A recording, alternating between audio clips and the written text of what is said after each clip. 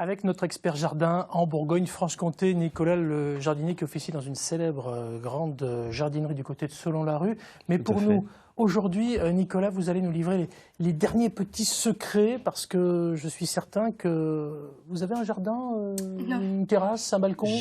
J'ai un petit bout de jardin, oui. Ouais, Oui, c'est déjà pas mal de boulot. Oui, voilà, c'est ça, c'est déjà pas mal de boulot. Donc, vous êtes comme nous tous.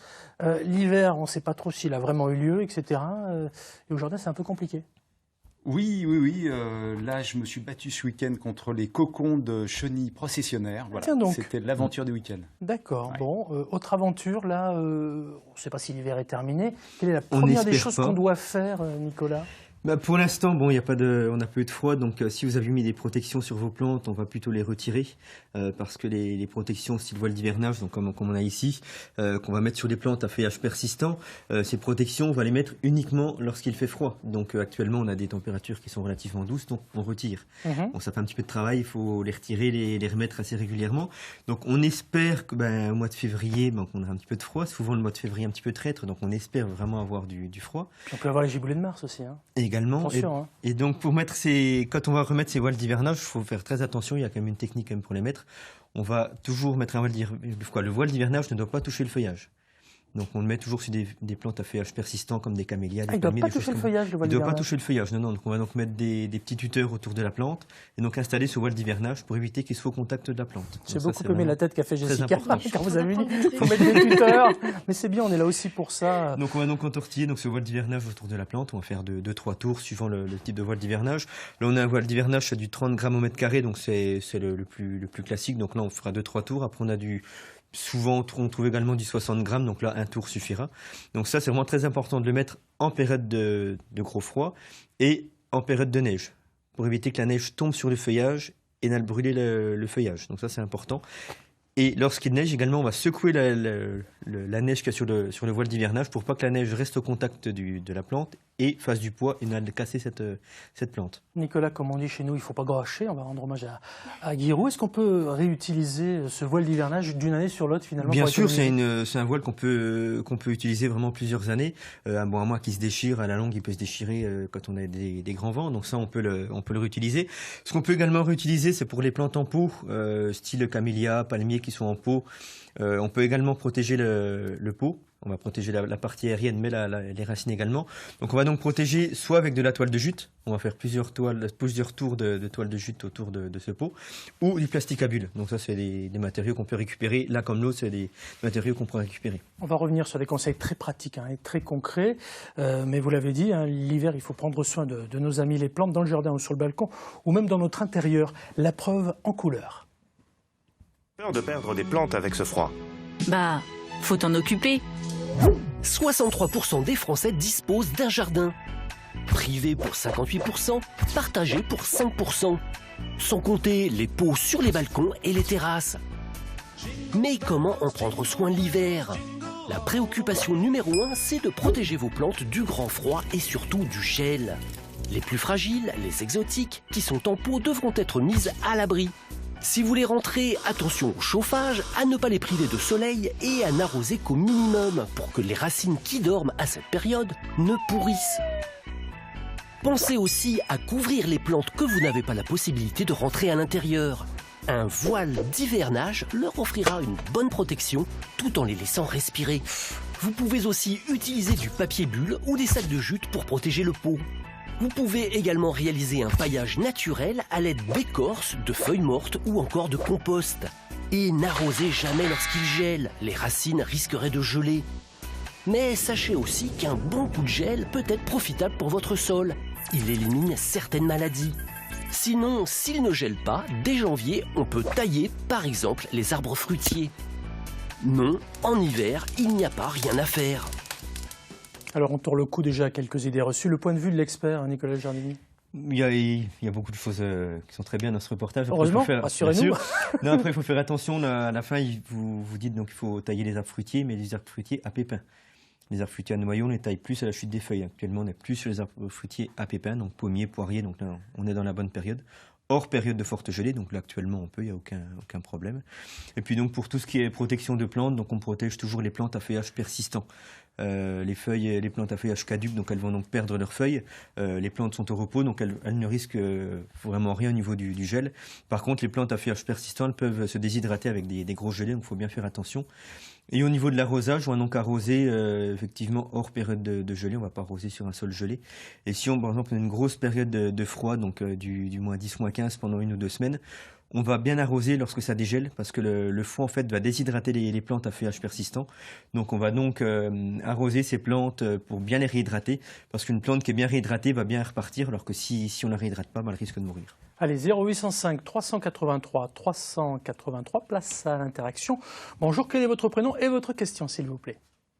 Bonjour, je m'appelle Marie, je suis chanteuse et j'aurais voulu savoir s'il est encore possible de planter sachant que l'hiver a déjà bien démarré. Merci. On a Marie la chanteuse qu'on vient d'entendre, on aura tout à l'heure Jessica la danseuse, la pole danseuse. D'abord je reviens sur les plantations en hiver et la question de Marie. Déjà merci Marie pour votre question. Planter en hiver, est-ce que c'est interdit? Qu'est-ce qu'il faut faire Nicolas? Ah non, c'est pas interdit du tout. Au contraire, il faut planter, on va commencer à partir du mois d'octobre-novembre. Jusqu'à fin mars, on peut planter sans problème, hors période de forte gelée ou s'il pleut beaucoup, forcément, on va avoir du mal, ou de la neige bien sûr. Et donc on pourra donc planter tout ce qui est plante en pot. Donc on peut un petit peu toute l'année, les plantes en pot. Par contre, c'est vraiment la bonne période pour planter les plantes en racines nues ou en motte.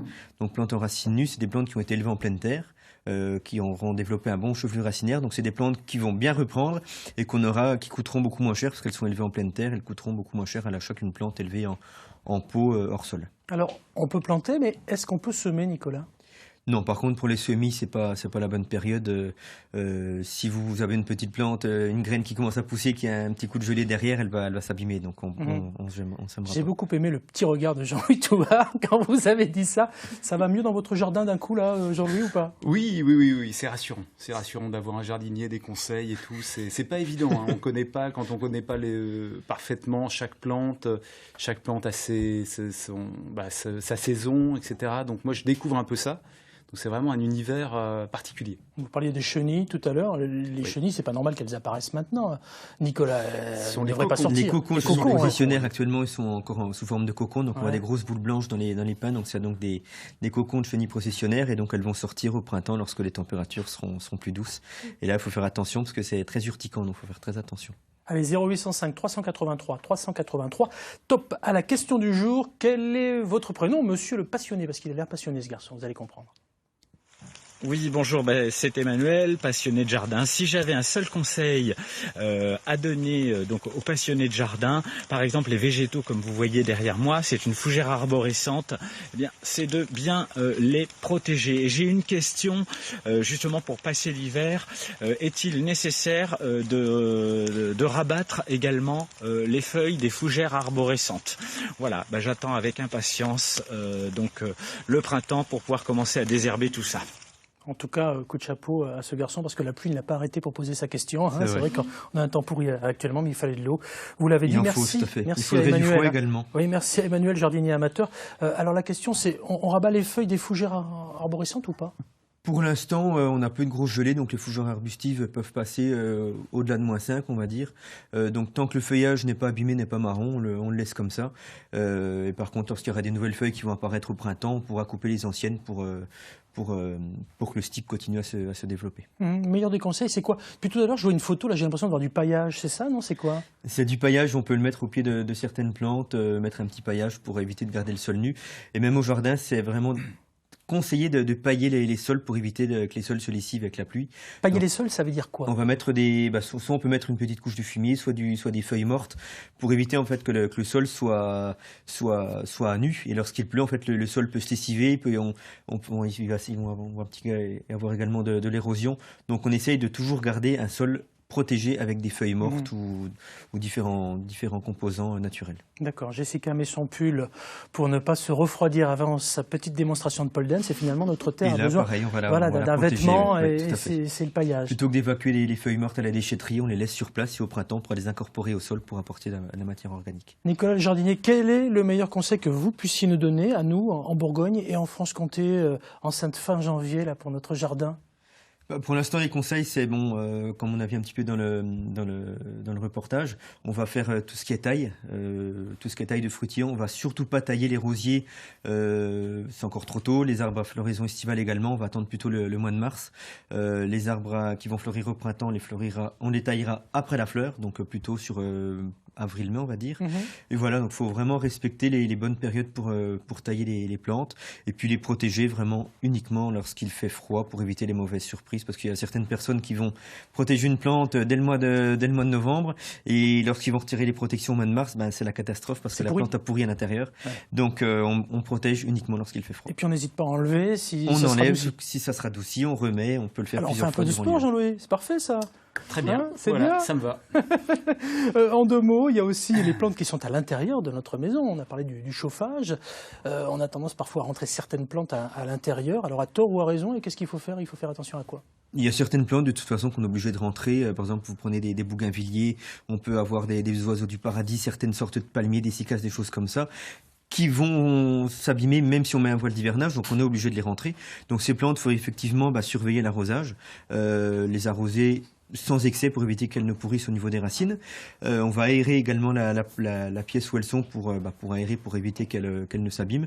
Et puis faire attention, surveiller les maladies ou éventuellement les cochenilles ou les pucerons qui pourraient venir s'attaquer à ces plantes pendant qu'elles sont à l'intérieur. Merci pour toutes ces infos, Nicolas. Si vous souhaitez vous aussi intervenir, comme l'ont fait tout à l'heure nos amis qui étaient avec nous, je pense à Emmanuel le passionné ou Marie la chanteuse, vous pouvez le faire. Voici le numéro de téléphone, il va s'afficher sur votre écran.